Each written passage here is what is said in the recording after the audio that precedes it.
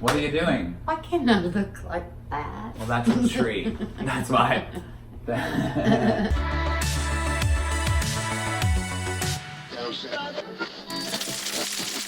Hi, I'm a secret shopaholic, hiding it from her husband, Miss Wiggins. Hi, I'm a overheated drag queen, one menstrual cycle away from sloughing off my entire face. Haha.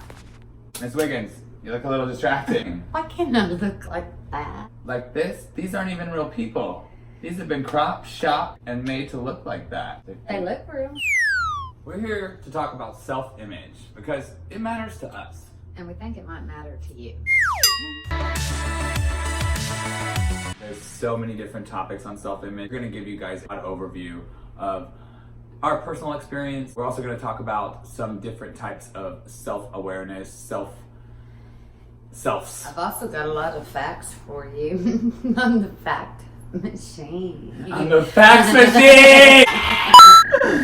That's hilarious. I love facts. Fear for fact. Let's get into self-image. Everybody has a self-image. Self-image starts from an early age, continue throughout your entire life. Parents feed into it, teachers. Even people on TV. So how's it been for you? In coming out at the age of 18, I moved to Dallas shortly after. You start comparing yourself to every single guy that looks a little better than you. With muscles, a job, a car, a nice place, 10-inch penis. And I felt lost. I was clinging on to any boyfriend, any friend that had parts of them that I wanted. Do whatever it took. I started going to the gym 5 times a week. I ate rotisserie chicken for 6 months to get a 6-pack. No carbs. Like, there were so many things that I did, and honestly, I was never happy with my body. Little puds, and I'd always be like, it just won't go away. You know what she told me it was? It was all the gum that I swallowed. It stays in there for 7 years. If that was gum, I could have molded that into a 6-pack. Honestly, I'm happier now with my body. Body type is different across the entire board. I'm not trying to be rude. I used to always wonder how are fat people happier than me. I'm just saying that's where my mind was at. I've come a long way since then, and I don't think about it that way. I think people are happy with themselves when they are comfortable with self-image. What about you, Miss Wiggins? Did you ever have any issues with self-image? Especially with weight. I was a gymnast. I had a lot of things going on in my life. I hated everything about me. Bulimia, that all became a problem early. I think it's the hardest when everybody's growing and developing and they're at that awkward stage. As a child watching Full House, I wondered, why did my family not have a big house with 15 dads and 2 moms? It was like, you compare yourself by watching TV. Wiggins is gonna go over some facts for us. You fact machine. Right? 2 out of 3 women and 1 out of every 4 men are on a diet at any given time. Dang. Imagine that. They're targeting our children, or young girls who can never live up to the standards set in the media. I mean, think about Marilyn Monroe. She was a gorgeous woman, an iconic woman of her time, and she was a size 10. And didn't you say the average model is 5'5" and weighs 100 pounds? Yes. Yes.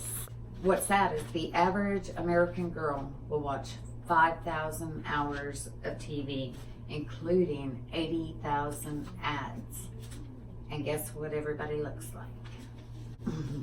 You know, they don't really look like that. And to be honest, I hate my phone. Sorry I'm so 5%. popular. 4% of women actually look like that. And that's funny because I do a lot of photo editing, and sure, if I took my body and got rid of that little gut, got a little taller, maybe made my torso a little longer, pulled in the waistline a little bit, then I would be perfect like this. And that's what they do to you in the magazines. Those women don't look like that. As Ms. Wiggins said, only 4% of women in the world look like that. Exactly. I want to give some gay facts. 61% of women nowadays are anxious or unhappy with the way they look. That's a lot. That's more than half. And if you are happy with your body, you shouldn't be. Make hip pads like I did. One side note, poor self-image can trigger reactions from everything from anxiety to self-disgust to suicidal thoughts.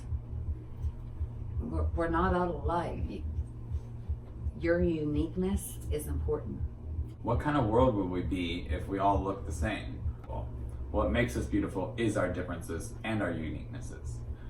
You're never going to live up to what everybody wants you to look like. Did you know back in the mid-centuries, it was better to be pale and overweight because that meant you didn't work outside and you ate a lot. So body image can change. The public idea of what looks good can change. So if you are following that, in 10 seconds, that belly button ring, which is already gone, is not going to be in anymore. You can already see in the media, curvy women or plus size women are getting attention. And I think it's great, but I also think we should take a step and really look at that and not glamorize any body type. Glamorize health and well-being. Glamorize that. And when I started looking into self-image, I didn't realize how many selves there are inside yourself. Self-concept, self-esteem, self-knowledge, and social self.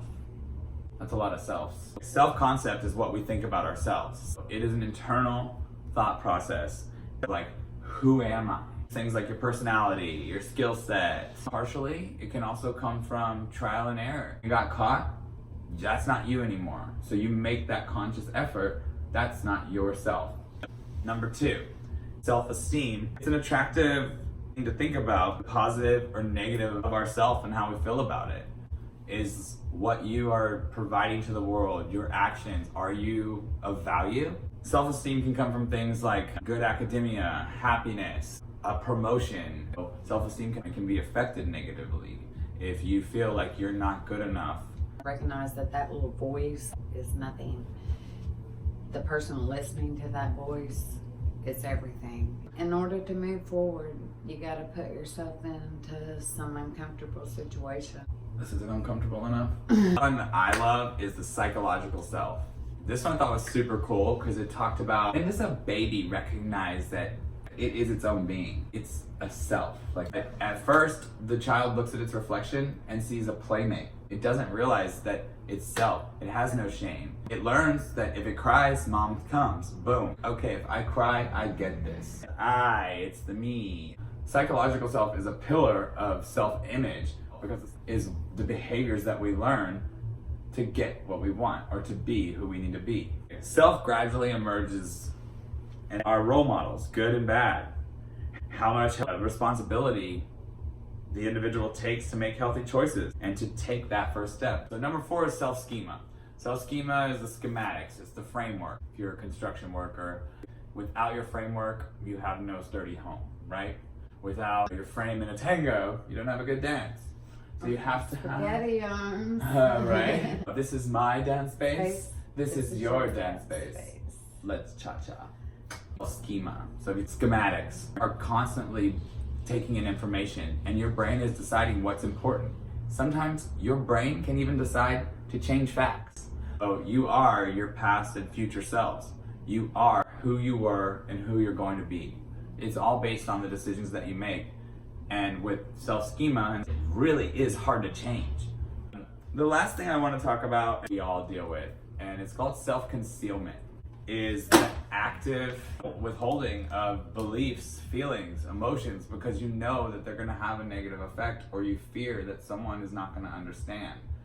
And we challenge people to do that, to fit in, to be part of our social groups, to work at a certain place. You know, I'm still building the framework of this person and trying to figure out, but I will say, I should not let the world tell me that, and neither should you. You should really sit down and figure out what it is that you want and play with yourself. Me and Miss Wiggins play with our self-image all the time.